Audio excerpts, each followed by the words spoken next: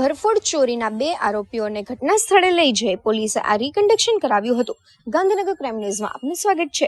બોટાદ જિલ્લાના રાણપુર શહેરના વસાણી શેરીમાં આ ઈસમોએ તાજેતરમાં રાણપુર શહેરના વસાણી શેરીમાં એક બંધ મકાનના તાળા તોડીને તિજોરીમાંથી સોના ચાંદીના દાગીના તેમજ રોકડ રૂપિયા કુલ મળીને 4,02,250 રૂપિયાની મુદ્દામાલની ચોરી કરી હતી।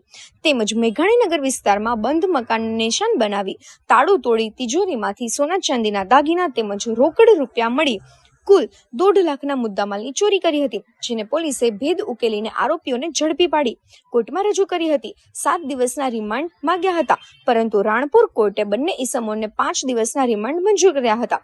રાણપુર પોલીસ સ્ટેશનના પીઆઈ S.A. પટેલે પોલીસ કાફલાની સાથે આ બંને ઈસમોને ઘટના સ્થળે લઈ જઈ ઘટનાનું રિકન્ડક્શન કરાવ્યું હતું। ઝડપાયેલ બંને આરોપી સિટલેગર ગેંગના સભ્યો છે, જેમનું નામ સોનુસિંહ પ્રતાપસિંહ કિલસિખિયા અને કરણસિંહ ટાંક છે, જેમાંથી એક વડોદરા શહેરનો છે અને બીજો કલોલના પોલીસના ગામનો।